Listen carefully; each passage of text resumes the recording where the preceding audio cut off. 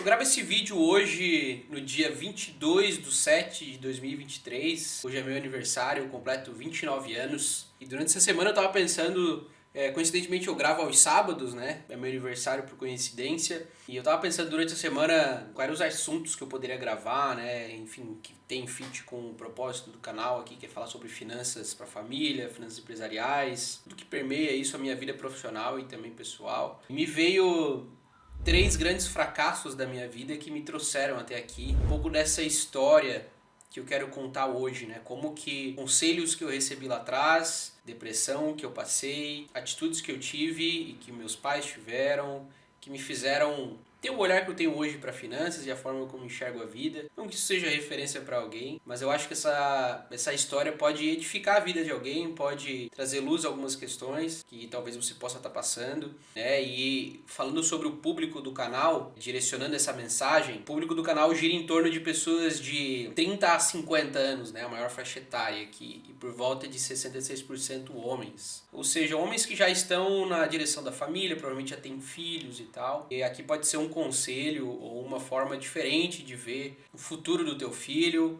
ou até algumas questões que por algum motivo tu ainda esteja passando. Então, fica nesse vídeo aqui que eu quero contar um pouco mais dessa história, desses meus três fracassos. Bom, um tempo atrás eu assisti uma palestra do economista Eduardo Giannetti, onde ele fala que o pior momento para decidir uma carreira é o final do ensino médio, porque a gente está passando por um momento da puberdade. Dentro do que eu vou falar é do meu contexto de vida, né? Graças a Deus aos meus pais eu venho de uma família que nunca faltou nada. Muito pelo contrário, a gente sempre teve as coisas em abundância, de uma vida muito tranquila. Mas o Eduardo Giannetti traz que naquele período da puberdade em que tu tá terminando o ensino médio e tu tem que decidir uma faculdade, porque aquilo é sinônimo de sucesso e tudo mais, é o pior período para tu pensar nisso, porque por conta da puberdade tu não consegue ter uma visão de longo prazo ou uma decisão de longo prazo. E dentro da nossa configuração genética, esse é o momento que tu tem que procriar, porque logo depois, ali aos 25, 30 anos, tu vai morrer, né? E tu tem que deixar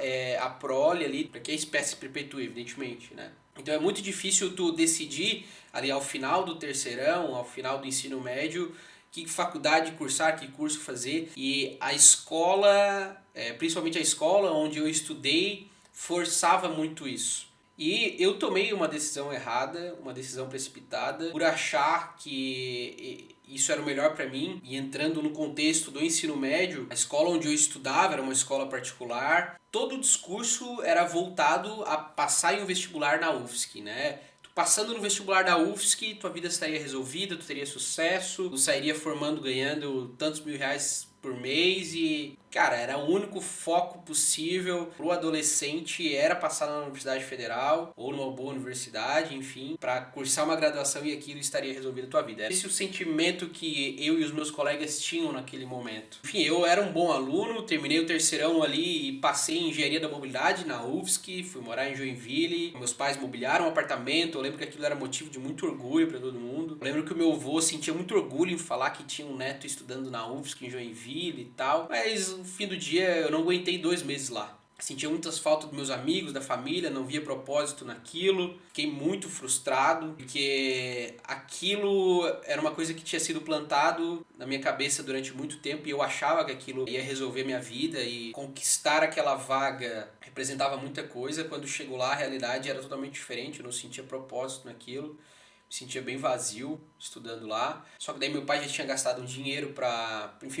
me deixar confortavelmente no apartamento lá e tudo mais. Mas ainda assim liguei pro meu pai, tranquei a faculdade e voltei para Tubarão, nossa cidade. E aquele meu sentimento foi um sentimento do meu primeiro grande fracasso. Eu decepcionei família, enfim, fiz o meu pai gastar dinheiro de forma desnecessária. Durante muito tempo eu entendi que aquilo foi uma falha minha. Eu fui fraco em não conseguir continuar na faculdade, não conseguir terminar o curso, não conseguir ser forte o suficiente para sentar a bunda na cadeira, estudar e fazer o que tinha que ser feito. Mas eu voltei para Tubarão, eu já tinha trabalhado no ensino médio durante as férias de verão na empresa do meu pai, então gostava dessa parte empresarial, achava legal, até porque o meu pai sempre foi empresário, não sempre, mas boa parte do tempo ele foi empresário, eu já tinha uma certa tendência a admirar isso, achar isso legal. Voltei para Tubarão, comecei a trabalhar com meu pai e tal, mas Nesse período eu caí numa depressão muito forte. Enfim, eu tinha as coisas fáceis, eu tinha uma remuneração que me permitia fazer bastante coisa. Uma pessoa da minha idade, eu tinha ali meus 18 anos, 19 anos, se não me falha a memória. Porém, eu gastava tudo com festa, ou seja, não tinha propósito nenhum no que eu fazia de segunda a sexta, apesar de ser o eventual sucessor daquela empresa. Mas eu me via muito mal naquilo, comecei a ir cada vez pior no trabalho com ele, fazia as coisas que tinham que ser feitas e tal, mas não tinha propósito nenhum de novo naquilo. Vivia pro final de semana, né? Aquilo foi trazendo um vazio gigante dentro de mim, né? Desenvolvia depressão e tal, e esse foi o segundo fracasso. Eu não consegui fazer a sucessão na empresa do meu pai, uma coisa que ele esperava e uma coisa que principalmente a sociedade esperava que eu fizesse. Então, nesse período, eu comecei a cogitar ter uma experiência fora do país, né? Primeiro tentei ir para os Estados Unidos, tive o visto negado, mas depois surgiu a oportunidade de ir para Nova Zelândia. Na época minha família não sabia, mas eu não tinha intenções de voltar para o Brasil, minha intenção era ir e ficar. Se eu falasse isso para meus pais, ia ser muito doloroso para eles. E o meu pai não era muito de acordo com que eu fosse viajar, mas ele fez uma condição para mim. Ele ia pagar a viagem e a escola, ou seja, a passagem e a escola, mas ele não ia mandar nenhum real e nenhum dinheiro para me ajudar lá ou até para iniciar. Eu tinha que, enfim, guardar meu dinheiro, fazer as coisas aqui. Eu passei um período trabalhando, gastando menos com festa e guardando dinheiro para poder viajar, e fui viajar, fui passar um tempo na Nova Zelândia. Me estabeleci ali e comecei a trabalhar, estudava 6 horas por dia e logo consegui um emprego, eu tinha um visto de part-time job lá.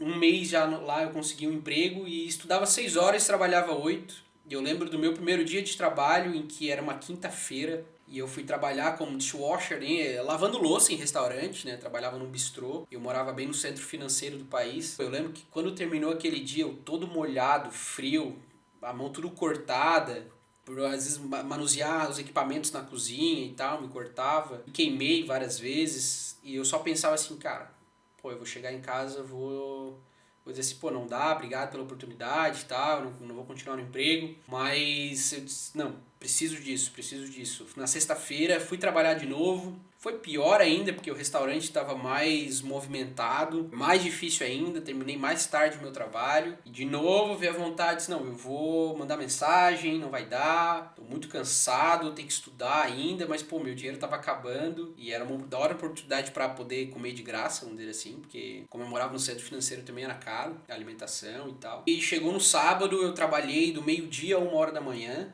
E eu fiquei exausto, assim, eu só lembro da minha sensação, assim, bom, pior que isso não vai ser. E na segunda-feira fui trabalhar de novo e foi indo, e assim fui levando e fui entendendo, como não tinha ninguém por mim, eu entendi que eu tinha que fazer por mim. Era uma coisa que dificilmente eu ia entender aqui no Brasil, por conta da minha família, não por mal, mas porque a minha família sempre proveu e tal, sempre deu condição. E foi a partir disso que eu senti a necessidade de me organizar financeiramente. Eu esqueci de comentar, mas uma das condições que o meu pai tinha falado era que eu tinha que pagar de volta os 16 mil reais que ele tinha gasto com a passagem em escola. E era através desse trabalho que eu ia tentar juntar esse dinheiro para pagar meu pai de volta. Então eu bem assim, cara, eu preciso me organizar financeiramente. Eu abri o bloco de notas do computador e comecei a escrever ali. Eu recebo $230 por semana, tenho que pagar aqui aluguel, tal, pô, comida, vou tentar comer o máximo que eu conseguir no restaurante. Cheguei a pesar 14, 15 quilos a menos do que eu peso hoje. Dieta forçada ali, mas tudo isso fez parte dessa minha construção. Enfim, comecei a guardar o dinheiro e tal, trabalhava, estudava. E também indo morar num país assim, né, barreira da comunicação é bem difícil. Eu não tinha inglês quando eu fui para Nova Zelândia. E ainda a Nova Zelândia, ela já tem um inglês mais britânico, e ainda minha chefe é inglesa, né, a Sarah, a head chef do restaurante na época.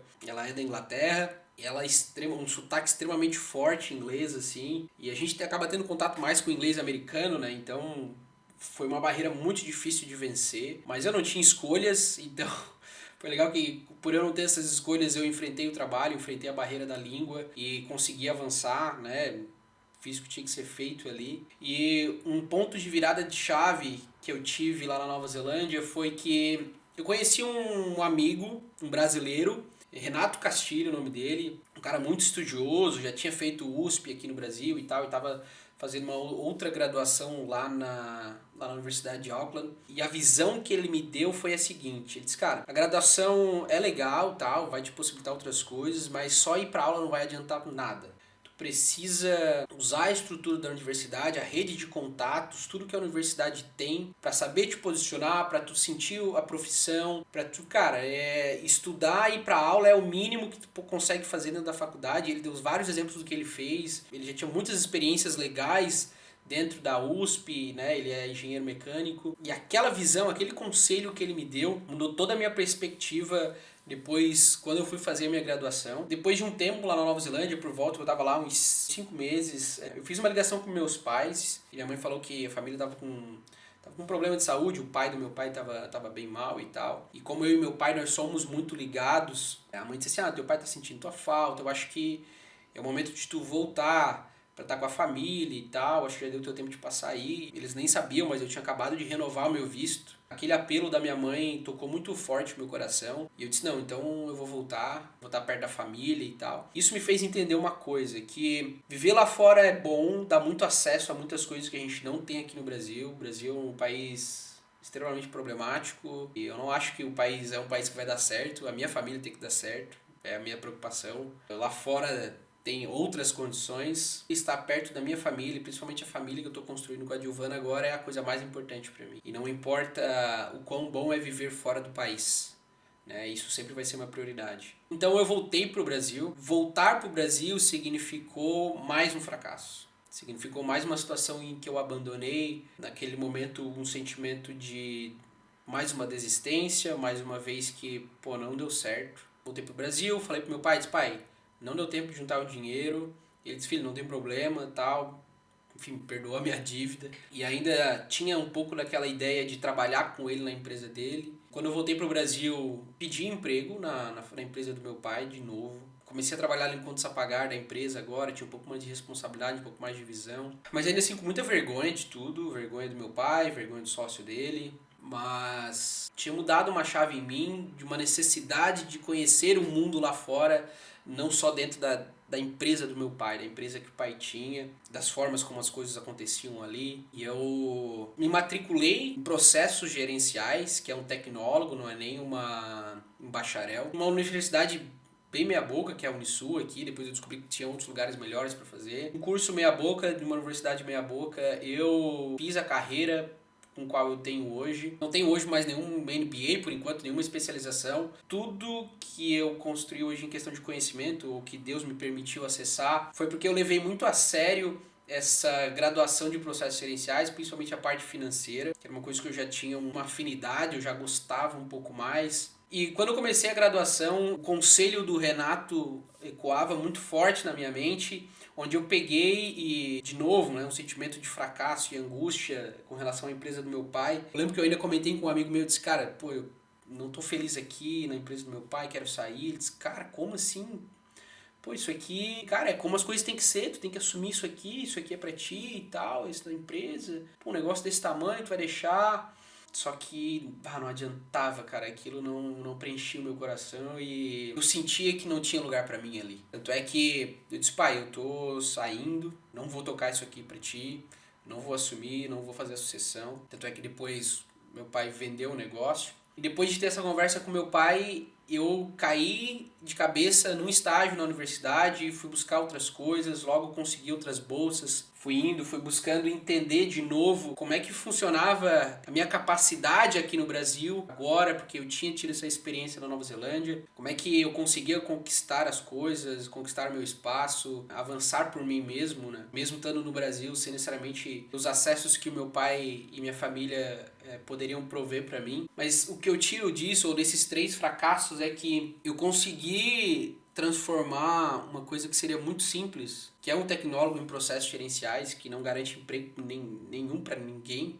Por eu ter consciência, por eu ter trabalhado, por eu ter tido uma experiência anterior e não ter saído do terceirão, já feito ou ter ficado na UFSC, ainda assim feito engenharia, e não ter entendido como que eu me relaciono com o mundo aqui fora, facilitou muito para eu me encontrar minimamente nessa área de finanças. Parando para pensar, talvez tenha sido o melhor investimento que eu fiz em mim mesmo, né, e que minha família fez em mim, a me possibilitar errar tantas vezes, fracassar, grandes fracassos, viver frustrações e ainda assim receber apoio em casa, receber amparo, saber que eu que eu sempre tive um lar para voltar, me possibilitou errar, que me possibilitou buscar e ainda assim ter uma família que me apoiasse. E todo o investimento de tempo e dinheiro que o meu pai fez em mim, hoje ele colhe porque eu cuido de toda a questão financeira dele, da família, e a gente construiu uma inteligência financeira em família, vamos assim dizer, que traz muita paz, que a gente é muito unido também por conta dessa questão, e o dinheiro deixou de ser uma coisa ruim, uma coisa difícil de se gerir para uma bênção na nossa vida, e que essas experiências que a minha família me permitiu fazer, me permitiu investir em mim mesmo. Eu acho que, olhando um pouco para trás, foi o melhor investimento que a gente, enquanto família, pôde fazer. E hoje a gente fala muito isso com a minha irmã. Minha irmã hoje estuda na mesma escola que eu estudei. E o discurso continua o mesmo, só que ela já tem uma visão totalmente diferente do que ela quer fazer. Ela já cursa um técnico em programação em paralelo com o ensino médio, já teve experiências de estudar robótica. Então, já desde cedo a gente vem instigando ela a viver outras coisas e não só viver dentro da escola, né? Porque dentro das condições de vida que a gente tem aqui em casa, né? Meus pais têm na casa deles, graças a Deus e graças ao trabalho dos meus pais, a gente viveu e a minha irmã vive uma situação financeira muito confortável. E a verdade é que eu não tinha uma noção do que era o mundo aqui fora. E foi graças a essa experiência, principalmente fora da Nova Zelândia, me fez ter uma ideia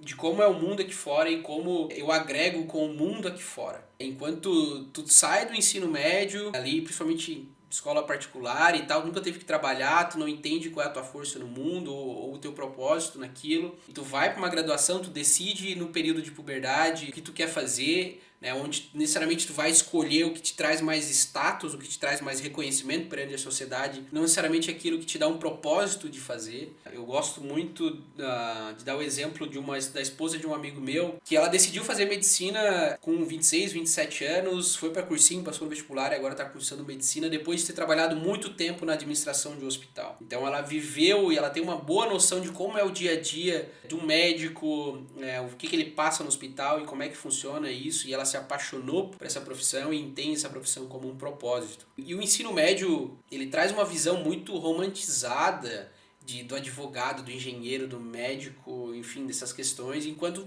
tu não aprende como é que é o dia a dia desse negócio, o dia a dia dessa profissão, quais são os desafios, qual é o propósito daquilo. Então, vejo às vezes adolescentes almejando um vestibular que, cara, muito provavelmente não vai levar ele a lugar nenhum. É claro que há pessoas que se encontram ali e conseguem encontrar o propósito dele, mas isso é bem difícil. Normal é a gente ver adolescentes frustrados, mas essa experiência de muita frustração ainda assim, mas me fez ter uma responsabilidade com o conhecimento e da forma com que eu lidei com essas situações, de uma forma com que me possibilitasse construir alguma coisa e a partir disso agregar na sociedade de alguma forma. Comenta aqui embaixo o que tu achou dessa minha reflexão aqui no auge dos meus 29 anos. Estou completando hoje. Se tem algum outro fracasso que te trouxe uma grande visão, uma visão diferente da vida, que te ensinou muitas coisas, comenta aqui embaixo para edificar a vida de outras pessoas também. E compartilha com quem você acha que essa história pode agregar na vida ou no momento dessa pessoa, seja filho, filha, sobrinho, enfim, alguém que você sabe que esteja passando por um momento parecido. E se esse conteúdo fez sentido pra ti, deixa o like pro YouTube entregar ele para mais pessoas. Considere te inscrever no canal, aqui a gente vai estar falando de finanças para família, finanças pessoais, finanças empresariais, um pouco da rotina que eu tenho na consultoria de empresas, mentorias e consultorias com famílias, eventualmente de cenários econômicos e tudo mais. Por esse vídeo é isso, até o próximo e tchau!